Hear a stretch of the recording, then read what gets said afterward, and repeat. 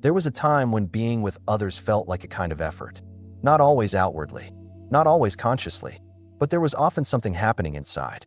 Adjusting, anticipating, responding a little too early. I was aware of who they were, how they were feeling, what they might need. And somewhere in that awareness, I was also managing myself. This episode is about what it's like when that management softens, when others are allowed to be who they are, without correction, without distance, without quiet resistance. For much of life, relating involves subtle negotiation. We track moods. We interpret behavior. We adapt our tone. We decide when to speak and when to stay quiet. This isn't wrong. It's learned, but it carries weight. We often don't notice how much energy goes into maintaining relationship, not through conflict, but through constant adjustment. If they're upset, I soften. If they're distant, I compensate. If they're happy, I match. Relationship becomes responsive choreography, but there may come a point when that choreography loosens. You're still with others. You still notice them. You still care. But you're no longer adjusting yourself around who they are. At first, this can feel unsettling. Without adjustment, you may worry that you're being careless, indifferent, or less kind. You may wonder whether you're pulling away or disengaging. But nothing essential has gone missing. What's missing is interference. Letting others be who they are doesn't mean you approve of everything. It doesn't mean you agree. It doesn't mean you stop responding when response is needed. It means you're no longer trying to manage their experience or yours in relation to them. You're not fixing their mood. You're not smoothing their edges. You're not compensating for their discomfort. You're present. This can feel deeply relieving. You're no longer carrying responsibility for how others feel in your presence. You're not trying to keep things balanced, calm, or pleasant. You let interaction be what it is. Someone may be quiet. Someone may be frustrated. Someone may be uncertain. You don't rush to adjust. You stay. This doesn't make you cold. It often makes you more available. When you're not managing, you can actually listen. You're not listening to intervene. You're listening to hear. You're not preparing a response. You're not planning how to help. You're receiving what's here. This episode isn't about boundaries in the usual sense. Boundaries may still exist. Distance may still be appropriate at times. What changes is the internal stance. You're not resisting who others are. You're not accommodating them either.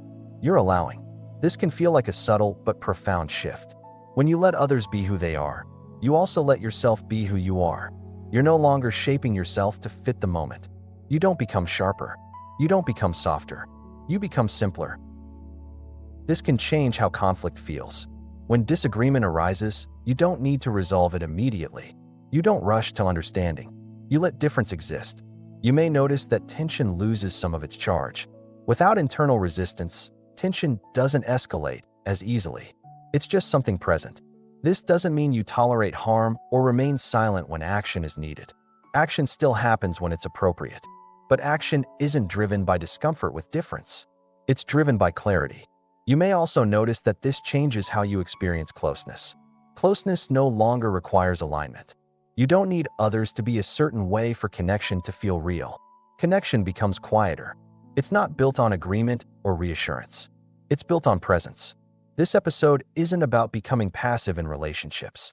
It's about stepping out of the role of manager. You're not managing the relationship. You're not managing the other person. You're participating. This can feel like a deep form of respect. You're respecting others enough to let them be as they are, without trying to improve them, soften them, or move them along. And you're respecting yourself enough to not disappear in response. This can feel unfamiliar if you've spent a long time being the stabilizer, the listener, the one who holds things together. Letting go of that role can feel like letting go of control. But what appears instead is ease. You're not carrying the relationship. You're meeting it. This season has been about contribution, work, responsibility, and visibility without identity returning. This episode places relationship right there too, not as something to manage, but as something to be present with. Letting others be who they are doesn't make relationships distant. It makes them honest. You're not relating to an idea of someone. You're relating to who's here, and that includes yourself.